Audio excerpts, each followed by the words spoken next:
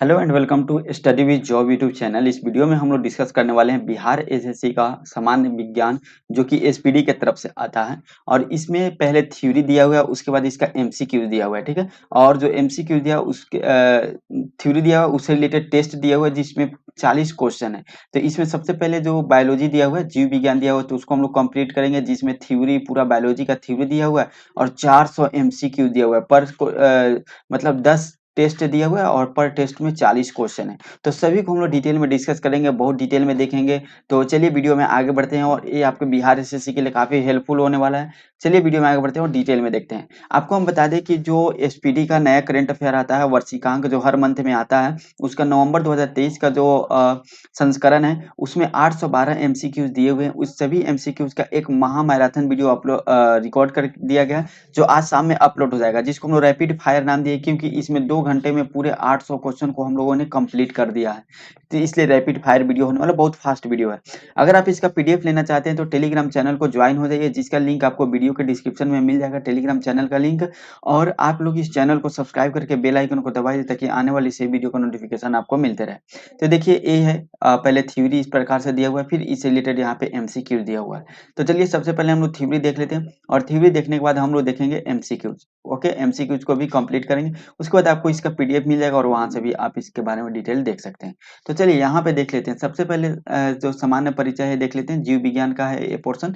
वो है विज्ञान की वह शाखा जिसके अंतर्गत समस्त सजीवों अर्थात जीवधारियों का अध्ययन किया जाता है। किसका? जीवधारियों का अध्ययन किया जाता है, उसे हम लोग जीव विज्ञान कहते हैं। जीव विज्ञान शब्द का प्रयोग सर्वप्रथम किसने किया था? लेमार्क और ट्रिवीरेनस ने किया था सबसे पहले जीव विज्ञान शब्द का प्रयोग। कब? 1801 ईस्वी में किए थे। ओके। नेक्स्ट है जीव एवं जंतु। जीव और जंतु विज्ञान के जनक अरस्तु को कहा जाता है। किसको कहा जाता है? जीव और जंतु विज्ञान के अगर जनक बोले तो यह अरस्तु को कहा जाएगा। और जैव विकास के जो सर्वप्रथम किसने समझाया था? तो लेमार्क ने समझाया था। याद रखिएगा, जीव एवं जंतु विज्ञान के जनक अरस्तु को, और जीव विज्ञान के जो शब्द है इसका सर्वप्रथम प्रयोग लेमार्क और ट्रिविरेनस ने किया था। और जैव विकास को सर्वप्रथम किसने समझाया था? लेमार्क ने समझाया था। ठीक है, तो यहाँ से रिलेट करके रखिएगा। चिकित्सा शास्त्र का जनक किसे कहा जाता है? हिपोक्रेट्स को कहा जाता है। चिकित्सा शास्त्र का जनक हिपोक्रेट्स को कहा जाता है। और वनस्पति विज्ञान का जनक थियोफ्रेस्टस को कहा जाता है। थोड़ा इससे रिलेटेड है इसलिए पहले इसको बता दिए। वनस्पति विज्ञान के जनक थियोफ्रेस्टस और चिकित्सा विज्ञान के जनक हिपोक्रेस्टस को बोला जाता है। और भारत में चिकित्सा के जनक किसको बोला जाता है? चरक को बोला जाता है। काफी इंपॉर्टेंट क्वेश्चन है, ये जीके के क्वेश्चन में भी आता है। भारत में चिकित्सा के जनक किसे बोला जाता है? चरक को बोला जाता है। और भारत में शल्य चिकित्सा के जनक किसको? सुश्रुत को बोला जाता है। शल्य चिकित्सा के जनक किसको बोला जाता है? सुश्रुत को बोला जाता है भारत में। मानव का विकास, इतिहास और परंपराओं से संबंधित जो विषय, उसका विषय क्या कहलाता है? एंथ्रोपोलॉजी कहलाता है। यानी मानव का विकास कैसे हुआ, इसका क्या हिस्ट्री है मानव का, यह कैसे कैसे परंपरा में निवास करता है, इससे रिलेटेड अगर हम लोग स्टडी करते हैं तो इसको हम लोग एंथ्रोपोलॉजी के नाम से जानते हैं। ठीक है। चलिए अभी हम लोग अरस्तु के द्वारा एक पुस्तक लिखा गया था जिसका नाम था हिस्टोरिया एनिमालिज्म में। क्या था? हिस्टोरिया एनिमालिज्म किसके द्वारा लिखा गया था? अरस्तु के द्वारा लिखा गया था। ये इंपॉर्टेंट क्वेश्चन एग्जाम में आता है। और हिस्टोरिया प्लांटोरम पुस्तक थियोफ्रेस्टस के द्वारा लिखा गया था। अभी याद कीजिए, ऊपर हम लोग थियोफ्रेस्टस के बारे में पढ़ते जो क्या पढ़ते? वनस्पति विज्ञान के जनक के बारे में पढ़ते। यहाँ पे वनस्पति विज्ञान के जनक थियोफ्रेस्टस को। अब हम लोग देख लेते हैं जीवधारियों का वर्गीकरण। किसका? जीवधारियों का वर्गीकरण देख लेते हैं। जीवों के आधुनिक वर्गीकरण का या वर्गीकी का पितामह किसे कहा जाता है? कैरोलस लिनियस को कहा जाता है। जीवों के आधुनिक वर्गीकरण का पिता कैरोलस लिनियस को कहा जाता है। जीवों के नामकरण के द्विनाम पद्धति इंपॉर्टेंट है, एक याद रखिएगा। द्विनाम पद्धति के को प्रचलित किसने किया था? कैरोलस लिनियस ने किया था। कब? 1753 ईस्वी में किया था। 1753 ईस्वी में। पांच जगत वर्गीकरण पद्धति को प्रस्तुत किसने किया था? रॉबर्ट एच विटकर ने किया था 1669 ईस्वी में। किसने? रॉबर्ट एच विटकर ने जो पांच जगत है इसको प्रस्तुत किए थे। ठीक है, वह पांच जगत कौन कौन से हैं? मोनेरा, प्रोटिस्टा, कवक, पादप और जंतु। मोनेरा, प्रोटिस्टा, कवक, पादप और जंतु। इसको सबसे पहले किसने जो है वो बताया था? तो वह रॉबर्ट एच विटकर ने बताया था 1969 ईस्वी में। ठीक है, 1969 ईस्वी में। याद रखिएगा 1969 से अगर आप रिलेट करना चाहते हैं तो याद रखिएगा नासा का जो जो फर्स्ट जो अपोलो 11 मिशन था जिसमें नील आर्मस्ट्रॉन्ग इसी समय चांद पे गए थे, तो यहाँ से रिलेट करके याद रख सकते हैं। ठीक है, और 5 जगत का इस टाइम खोज हो गया था रॉबर्ट एच व्हिटकर के द्वारा। सभी प्रोकैरियोटिक जीव सम्मिलित किए जाते हैं मोनेरा जगत में। जितने भी प्रोकैरियोटिक जीव है उसको किस में सम्मिलित किया जाता है? मोनेरा जगत में सम्मिलित किया जाता है। मोनेरा जगत के सदस्य कौन कौन से हैं? जीवाणु है, नील हरित है और साइनोबैक्टीरियम है। ये याद रखिएगा क्योंकि ये एग्जाम में डायरेक्ट क्वेश्चन आता है। क्वेश्चन आता है इनमें से कौन सा सदस्य मोनेरा जगत के अंतर्गत नहीं आता है, तो ये 3 ऑप्शन में रहता है और कोई एक अलग रहता है। जीवाणु, नील हरित और साइनोबैक्टीरिया जो है यह मोनेरा जगत के अंतर्गत आता है। बोल रहा है प्रोकैरियोटिक जीवों में नहीं होता है। प्रोकैरियोटिक जीवों में क्या नहीं होता है? केंद्रक नहीं होता है। प्रोकैरियोटिक जीवों में केंद्रक नहीं होता है, जबकि यूकैरियोटिक जीवों में केंद्रक होता है। ये लाइन यहाँ पे दिया हुआ है। यूकैरियोटिक जीवों में क्या होता है? केंद्रक उपस्थित होता है, जबकि प्रोकैरियोटिक जीवों में केंद्रक उपस्थित नहीं होता है। एक कोशिकीय यूकैरियोटिक जीव सम्मिलित किए जाते हैं प्रोटिस्टा जगत में। एक कोशिकीय जो यूकैरियोटिक जीव है इसको कहाँ सम्मिलित किया जाता है? प्रोटिस्टा जगत में सम्मिलित किया जाता है। और लगभग जितने भी जीव है सभी जो प्रोकैरियोटिक जीव है इसको कहाँ? तो मोनेरा जगत में किया जाता है, अभी ऊपर हम लोग देख चुके हैं। प्रोटिस्टा में कौन कौन से आते हैं? प्रोटिस्टा में आते हैं शैवाल, कवक और प्रोटोजोआ। शैवाल, कवक और प्रोटोजोआ किसके अंतर्गत आते हैं? प्रोटिस्टा जगत के अंतर्गत आते हैं। अब हम लोग जितने भी यहाँ पे जीवाणु, विषाणु, प्रोटोजोआ है इसके बारे में हम लोग देख लेते हैं। सबसे पहले जीवाणु के बारे में देखते हैं। जीवाणु का खोज किसके द्वारा किया गया था? ल्यूवेनहॉक के द्वारा किया गया था 1683 ईस्वी में। कब? 1683 ईस्वी में ल्यूवेनहॉक के द्वारा जीवाणु का खोज किया गया था। जीवाणु का पिता किसे कहा था? ल्यूवेनहॉक को ही कहा जाता है, क्योंकि इन्हीं के द्वारा खोज किया गया था जीवाणु विज्ञान का। जीवाणु का नाम दिया गया था किसके द्वारा? एहरेनबर्ग के द्वारा जीवाणु नाम दिया गया था 1829 ईस्वी में। ठीक है, किसके द्वारा? एहरेनबर्ग के द्वारा। कोशिका संरचना वाला छोटा जीव कौन है? कोशिकीय संरचना वाला सबसे छोटा जीव है वह जीवाणु है। ठीक है, सब कोशिकीय संरचना वाला सबसे छोटा जीव जीवाणु है। अगर पूरे जो ब्रह्मांड में सबसे छोटा जीव बोले तब वह क्या हो जाएगा? वह विषाणु हो जाएगा। क्या हो जाएगा? विषाणु हो जाएगा। अब यहाँ पे आपको कंफ्यूजन होगा कि यह कोशिकीय संरचना वाला सबसे छोटा जीव जीवाणु है, तो क्या इसमें कोशिका नहीं होता है? तो जी हाँ, इसमें कोशिका नहीं होता है, इसलिए सबसे छोटा है। अगर कोशिका वाला सबसे छोटा पूछे तो वह जीवाणु हो जाएगा। ओके, जीवाणुओं की कोशिका भित्ति बनी होती है म्यूकोपेप्टाइड की बनी होती है। आपको पता होना चाहिए जीवाणु में भी कोशिका भित्ति होता है जो म्यूकोपेप्टाइड का बना होता है, और पेड़ पौधे में भी कोशिका भित्ति होता है जो सेलुलोज का बना होता है। नेक्स्ट हम लोग देख लेते हैं, यहाँ पे बीच वाला पॉइंट देख लेते हैं। तीन तीन पार्ट में करके दिया हुआ है एक पेज में, तो यहाँ पे देख लेते हैं। ठीक है, अब देखिए और जो जीवाणु है इसका कहाँ कहाँ से यूज होता है। जैसे दलहनी पौधों को जड़ों में जीवाणु पाए जाते हैं, उसका नाम क्या है? उसका नाम है राइजोबियम जीवाणु। और इस जीवाणु का काम क्या है? ये जो जीवाणु है ये नाइट्रोजन को नाइट्रेट में बदल देता है। जो हमारे वायुमंडल में जितने भी नाइट्रोजन है इसको क्या करता है? नाइट्रेट में बदल देता है। इसको कौन बदलता है? तो राइजोबियम जीवाणु बदलता है। इंपॉर्टेंट है, याद रखिएगा। दूध में भी जीवाणु पाया जाता है, उस जीवाणु का नाम क्या है? लेक्टोबैसिलस जीवाणु है। क्या है? लेक्टोबैसिलस। एंटीसेप्टिक सर्जरी का खोज किसने किया था? जोसेफ लिस्टर के द्वारा किया गया था। एंटीसेप्टिक सर्जरी का खोज जोसेफ लिस्टर के द्वारा। नेक्स्ट है जीवाणुओं का कृत्रिम संवर्धन, यह किसके द्वारा बताया गया था? रॉबर्ट कोच ने बताया था। जीवाणुओं का कृत्रिम संवर्धन रॉबर्ट कोच ने बताया था।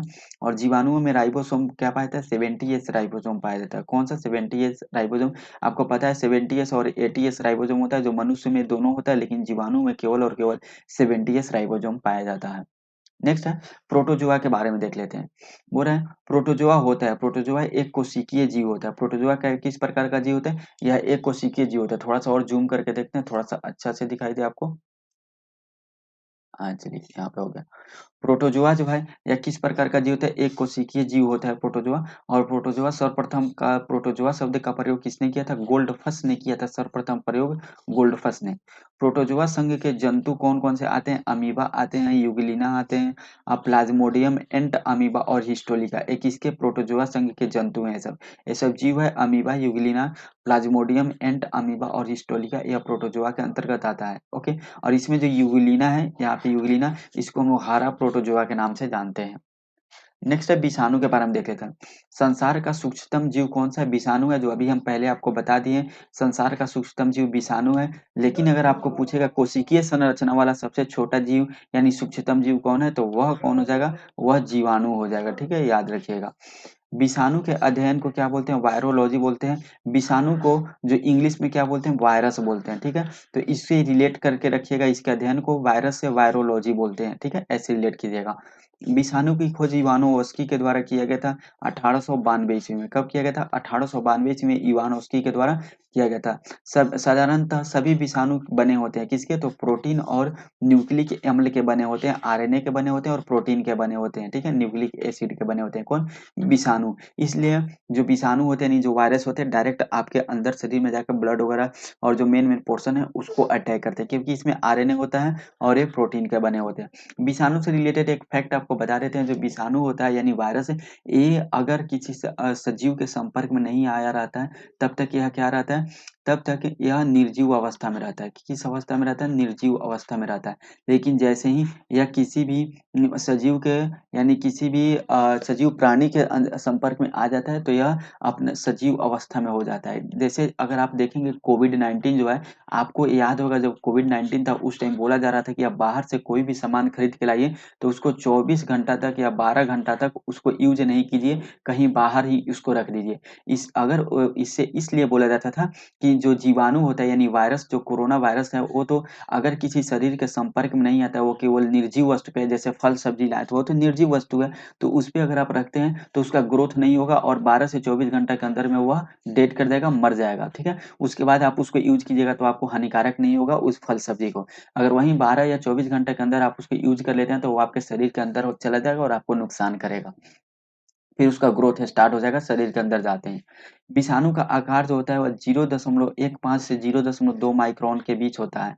0.15 से 0.2 माइक्रोन के बीच होता है। रासायनिक रूप से विषाणु क्या होता है? एक न्यूक्लियो प्रोटीन होता है। विषाणु एक न्यूक्लियो प्रोटीन होता है। इंपॉर्टेंट क्वेश्चन है, याद रखिएगा, ट्रिपल स्टार इसमें लगा दिए हैं। नेक्स्ट है कोशिका का विज्ञान। कोशिका विज्ञान के बारे में देख लेते हैं। जीवन की मूलभूत इकाई को क्या बोलते हैं? कोशिका बोलते हैं। जीवन की मूलभूत इकाई को कोशिका बोलते हैं। ओके। कोशिका की खोज रॉबर्ट हुक ने 1665 ईस्वी में किया था। जीवित कोशिका का खोज ल्यूइन हॉक ने किया था। जीवित कोशिका का खोज किसके द्वारा किया गया था? ल्यूइन हॉक के द्वारा जीवित कोशिका का खोज किया गया था। ठीक है। और मृत कोशिका का खोज रॉबर्ट हुक के द्वारा 1665 ईस्वी में किया गया था। कोशिका का अध्ययन क्या कहलाता है? साइटोलॉजी हम लोग बोलते हैं। कोशिका के अध्ययन को साइटोलॉजी बोलते हैं। ओके। कोशिका का अध्ययन साइटोलॉजी कहलाता है। और कोशिका सिद्धांत को सबसे पहले किसने प्रतिपादित किया था? तो स्लाइडेन एवं स्वान ने सबसे पहले कोशिका जो सिद्धांत है इसको प्रतिपादित किया था 1838 और 1839 ईस्वी में। किस कब कब? 1838 और 1839 ईस्वी में स्लाइडेन और स्वान ने कोशिका सिद्धांत को प्रतिपादित किया था। जीवधारियों की संरचनात्मक एवं क्रियात्मक इकाई होती है, क्या होती है? एक कोशिका होती है। जीवधारियों की संरचनात्मक एवं क्रियात्मक इकाई क्या होती है? एक कोशिका होती है। ओके। नेक्स्ट है कोशिका दो प्रकार के होते हैं, प्रोकैरियोटिक एवं यूकैरियोटिक। कोशिका कितने प्रकार के तो होते हैं? दो प्रकार के, प्रोकैरियोटिक और यूकैरियोटिक, जिससे रिलेटेड कुछ इंपॉर्टेंट फैक्ट हम लोग ऊपर देख चुके हैं। ओके। ठीक है। क्या क्या देखे हैं? प्रोकैरियोटिक में केंद्रक नहीं होता है, यूकैरियोटिक में केंद्रक होता है। जितने भी प्रोकैरियोटिक है वह किसके अंतर्गत आता है? यह जो है मोनेरा के अंतर्गत आता है। ये सब हमने ऊपर देख लिए हैं। केंद्रिका एवं केंद्रक एवं केंद्रिका नहीं पाया जाता है प्रोकैरियोटिक में। सेम फैक्ट यहाँ भी देखने को मिलेगा। और केंद्रक और केंद्रिका उपस्थित होता है किसमें? यूकैरियोटिक में। सबसे छोटी कोशिका होती है किसका? तो माइकोप्लाज्मा गैलीसेप्टिम का, गैलीसेप्टिकम का सबसे छोटा जो कोशिका होता है एक जीवाणु होता है। याद रखिएगा, जीवाणु है जिसका नाम है माइकोप्लाज्मा गैलीसेप्टिकम। तो यह सबसे छोटी कोशिका इसी का होता है। नेक्स्ट हम लोग देख लेते हैं पॉइंट इधर। ओके। यहाँ से हम लोग पॉइंट देख लेते हैं फिर से ऊपर। बोल रहे हैं सबसे बड़ी कोशिका किसका होता है? शुतुरमुर्ग मुर्ग का अंडा का होता है सबसे बड़ी कोशिका। ठीक है। मानव शरीर की सबसे लंबी कोशिका कौन होती है? सबसे लंबी कोशिका का बात हो रहा है, यहाँ सबसे बड़ी कोशिका का बात नहीं हो रहा है, याद रखिएगा। मानव शरीर की सबसे लंबी कोशिका का बात हो रहा है तो वह न्यूरॉन हो जाएगा, जो तंत्रिका कोशिका होता है, ठीक है, जो ब्रेन में होता है। मानव शरीर में पाई जाने वाली सबसे छोटी कोशिका किसका होता है? सेरिबेलम के जो गेन्यूल सेल है इसका कोशिका होता है सबसे छोटी कोशिका मानव शरीर का। ठीक है। और मानव शरीर में पाई जाने वाली सबसे बड़ी कोशिका कौन होती है? अंडाणु होती है, ओवम होती है। मानव शरीर में पाई जाने वाली सबसे बड़ी कोशिका, याद रखिएगा, ऐसा फैक्ट आता है। अब कोशिका के संरचना से संबंधित हम लोग देख लेते हैं। कोशिका जो होता है, जैसे ये सेल होता है, इसके अंदर न्यूक्लियस होता है, तो यहाँ पे जो द्रव भरा होता है इसको हम लोग क्या बोलते हैं? इसको हम लोग जीव द्रव्य बोलते हैं। तो जीवन का भौतिक आधार कौन सा है? वह जीवद्रव है, ठीक है, जीवद्रव। अगर जीवन का मूलभूत इकाई पूछेगा तो कोशिका हो जाएगा, और जीवन का भौतिक आधार पूछेगा तो जीवद्रव्य हो जाएगा। जीवद्रव्य का खोज डुजार्डिन ने किया था। किसने? डुजार्डिन ने किया था। और जीवद्रव्य का नामकरण पुरकिंजी ने किया था 1839 ईस्वी में। ओके, जीवद्रव्य जीवन का भौतिक आधार है कि यह कथन किसका? हेक्सले ने। हेक्सले ने ही बोला था जो जीवद्रव्य है यह जीवन का भौतिक आधार है। किसके द्वारा बोला गया था? हेक्सले के द्वारा बोला गया था। जीवद्रव्य सिद्धांत किसने दिया था? सुल्ज ने दिया था। जीवद्रव्य का जो सिद्धांत है किसके द्वारा दिया गया था? सुल्ज के द्वारा दिया गया था। पादप कोशिकाओं का बाहरी आवरण क्या कहलाता है? पादप कोशिकाओं का जो बाहरी आवरण है यह कोशिका भित्ति कहलाता है। ओके, कोशिका भित्ति। कोशिका भित्ति पाई जाती है केवल पादप कोशिकाओं में। कोशिका भित्ति कहाँ पाई जाती है? केवल और केवल पादप कोशिकाओं में कोशिका भित्ति पाई जाती है।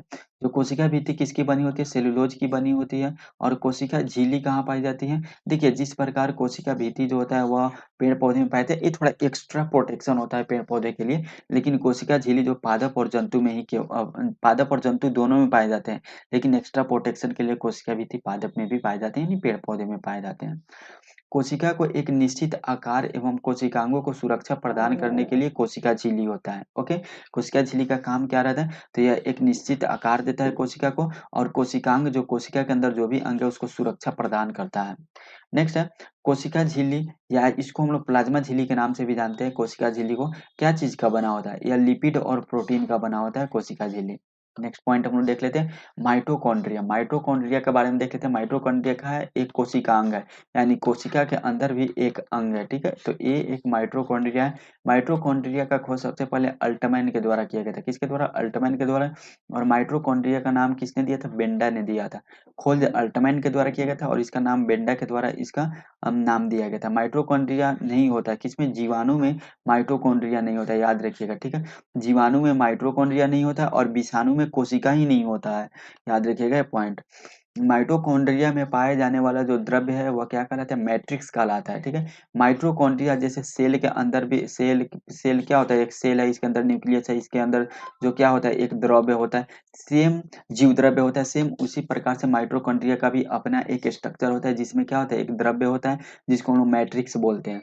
कोशिका का पावर हाउस माइटोकॉन्ड्रिया को बोलते हैं क्योंकि यहाँ से एटीपी यहीं पे स्टोर होता है, यानी ऊर्जा का निर्माण माइटोकॉन्ड्रिया के द्वारा ही होता है कोशिका से।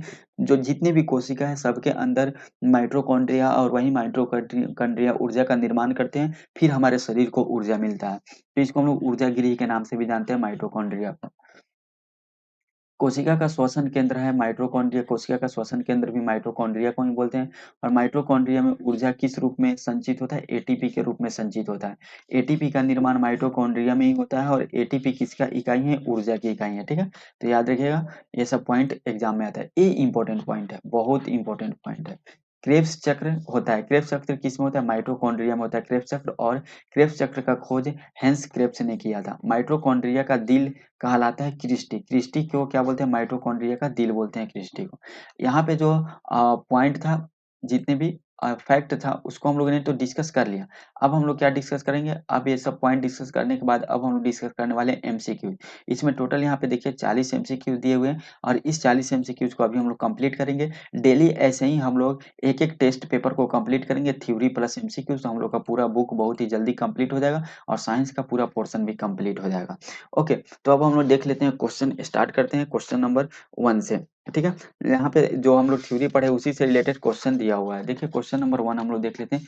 बोल रहा है क्वेश्चन नंबर 1, माइटोकॉन्ड्रिया का खोज किसने किया था? माइटोकॉन्ड्रिया का खोज जो है अल्टमैन के द्वारा किया गया था। ऑप्शन ए राइट आंसर हो जाएगा।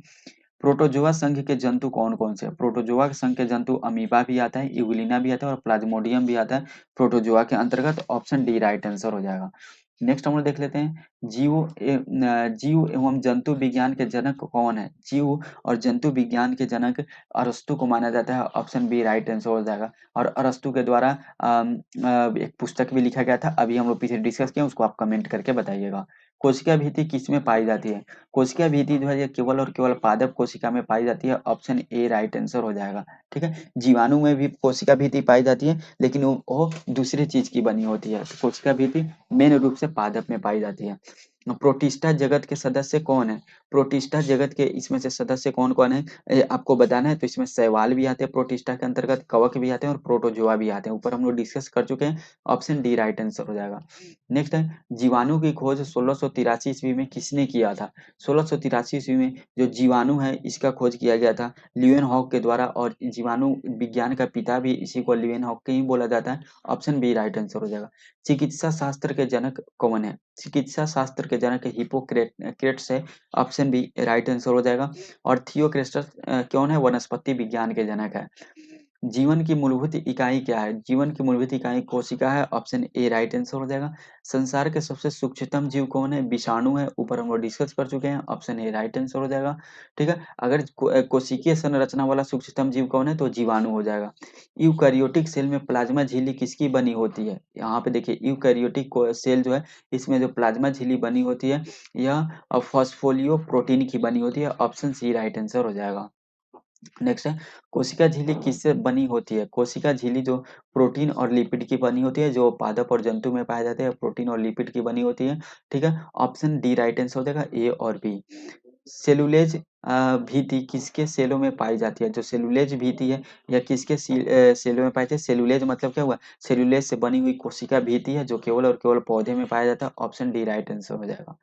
नेक्स्ट है, वनस्पति विज्ञान के जनक किसे कहा जाता है? अभी हम लोग देख चुके हैं वनस्पति विज्ञान के जनक थियोफ्रेस्टस को कहा जाता है। ऑप्शन सी राइट आंसर हो जाएगा। और कोशिका का श्वसन केंद्र कौन सा है? कोशिका का श्वसन केंद्र माइटोकॉन्ड्रिया का बोलते हैं, ये भी हम लोग देख चुके हैं। ऑप्शन ए राइट आंसर हो जाएगा। इसको ऊर्जागिरी भी बोलते हैं, क्या बोलते हैं? ऊर्जागिरी भी बोलते हैं माइटोकॉन्ड्रिया को। ठीक है, और इसमें जो ऊर्जा होता है यह एटीपी में स्टोर होता है। एटीपी किसका इकाई है? ऊर्जा का इकाई है, ये भी याद रखिएगा। ठीक है, नेक्स्ट हम देख लेते हैं कोशिका का अध्ययन क्या कहलाता है? कोशिका का अध्ययन को हम लोग साइटोलॉजी बोलते हैं। ऊपर ऑप्शन में दिया होगा साइटोलॉजी, वही आंसर होगा। हम लोग देख लेते हैं किस ऑप्शन में, यहाँ पे ऊपर जाके देख लेते हैं। ओके, कोशिका के अध्ययन को हम लोग क्या बोलते हैं? साइटोलॉजी बोलते हैं, जो कि ऑप्शन ए में, ऑप्शन ए राइट आंसर हो जाएगा। जैव विकास को सर्वप्रथम किसने समझाया था? जैव विकास को सर्वप्रथम किसके द्वारा समझाया गया था? लेमार्क के द्वारा। ऑप्शन बी राइट आंसर हो जाएगा। जीवधारियों की वर्गीकरण के अध्ययन को क्या बोलते हैं? जीवधारियों के वर्गीकरण का जो अध्ययन है इसको हम लोग क्या बोलते हैं?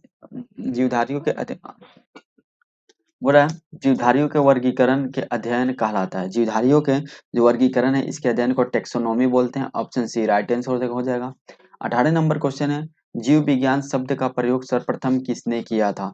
इसको लेमार्क और ट्रिवीरेनस ने किया था। ऑप्शन बी राइट आंसर हो जाएगा।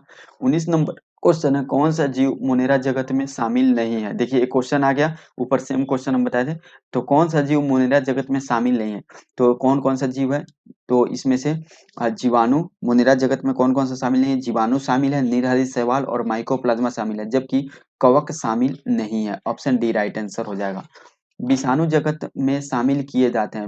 विषाणु किस जगत में शामिल किए जाते हैं? इसको किसी जगत में शामिल नहीं किए। विषाणु एक अलग वायरस ये सब होता है, यह न प्रोटिस्टा में होता है, न मोनेरा में होता है, न ही प्रोटोजोआ में होता है। यह इनमें से कोई नहीं। नेक्स्ट है, पांच जगत का जो वर्गीकरण है प्रणाली प्रस्तुत करने वाला वैज्ञानिक कौन था? जो पांच जगत दिया गया था ये आप जो किसके द्वारा प्रस्तुत किया गया था?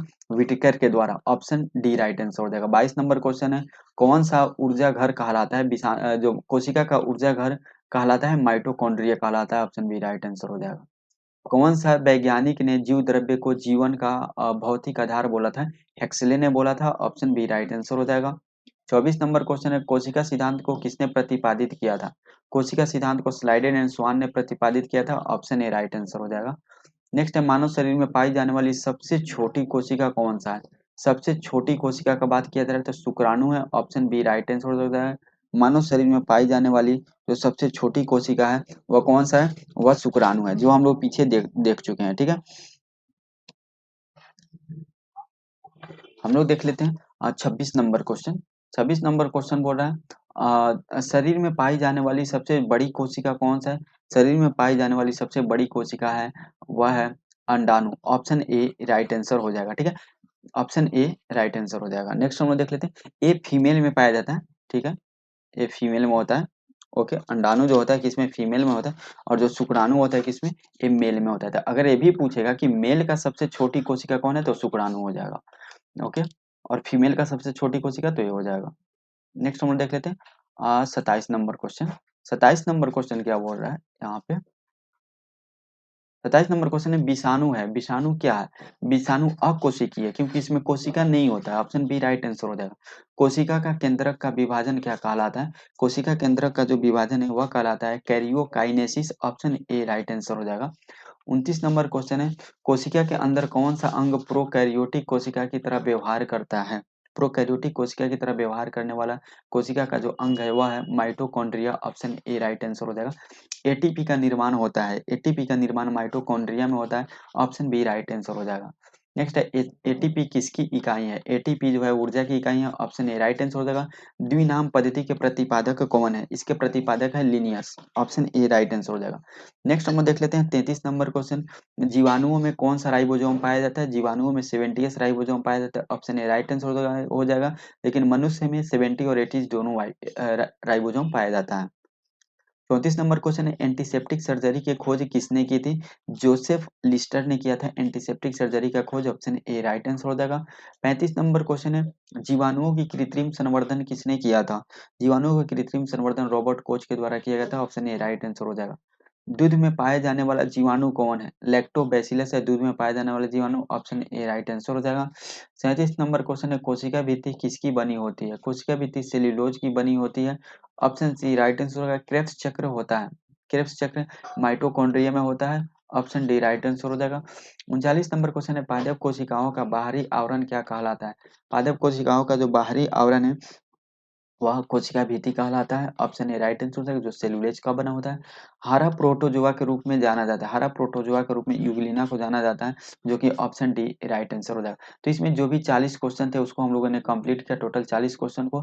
और मिलते हैं हम लोग टेस्ट 2 के साथ, ठीक है? टेस्ट 2 के साथ मिलते हैं। बाकी अगर आप इसका पीडीएफ लेना चाहते हैं तो टेलीग्राम चैनल को ज्वाइन हो जाइए, वहां से आपका इसका पीडीएफ देखने को मिल जाएगा। ओके, ठीक है?